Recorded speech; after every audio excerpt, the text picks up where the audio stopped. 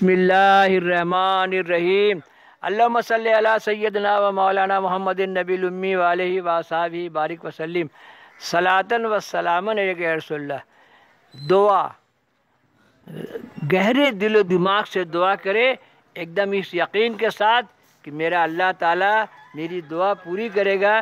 اگر وہ دعائیں پوری نہیں کر رہا ہے تو اس میں کوئی مصلحت سمجھنا چاہیے اور دعا کرنا چاہیے۔ اس دعا کے بارے میں ایک واقعہ آپ کو بتاتے ہیں کہ اورنگزیب بادشاہ کا زمانہ ہے۔ اورنگزیب بادشاہ کا زمانہ ہے اور اورنگزیب بادشاہ اجمیر شریف حاضری دینے کے لیے گئے۔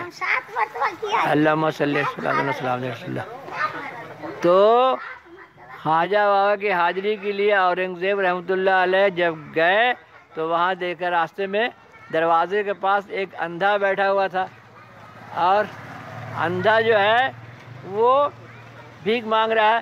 تو اورنگزیب رحمۃ اللہ بولے کہ میں اندر سے آتا ہوں، اگر تم نے آنکھ نہیں مانگا تو تم کو تلوار سے 2 ٹکڑا کر دیں گے، تم بھیک کیوں مانگتا ہے، آنکھ مانگ خواجہ بابا سے۔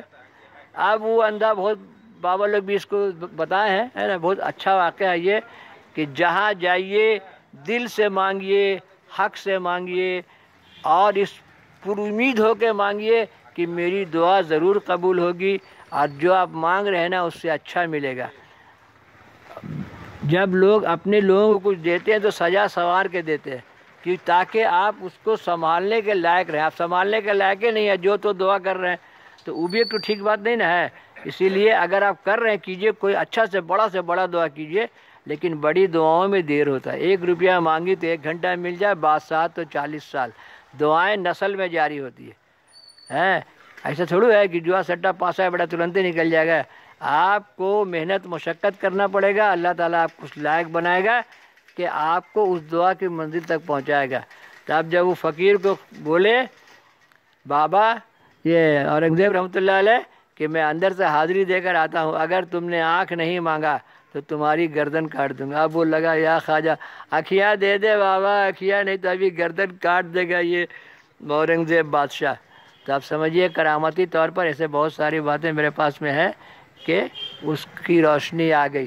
اور ایک بڑا زبردست واقعہ ہم بتائیں گے کہ یہ ویگن کمپنی کا GM کا بھی ہے۔ اللہم صلی علی سیدنا و مولانا محمد النبی الامی وآلہ وصحبہ بارک وسلم صلاۃً و سلاماً علیہ۔ بابا لوگ ہیں کا، بابا لوگ انوار حق کے قریب ہیں، اور جب روح سب سنتی ہے، روح کوئی مری نہیں، روح امورٹل۔ آپ ماں باپ کا روح کو بولیے، جس کے روح کو بولیے آپ کی بات سنتی ہے۔ اسی لیے آپ کسی قبر پر جاتے ہیں نا تو قبر والے کو معلوم ہوتا ہے کہ فلاں میرے قبر پر آیا۔ روح کوئی نہیں مری، روح کبھی نہیں مرتی ہے۔ اس لیے مر جائے گی روح تو کیسے، جسم سڑ گیا گل گیا، لیکن روح کو برزخ میں رکھا جاتا ہے، روح کبھی نہیں مرتی۔ اللہم صلی علی سیدنا و مولانا محمد النبی الامی وآلہ وصحبہ بارک وسلم صلاۃً و سلام علیک یا رسول اللہ۔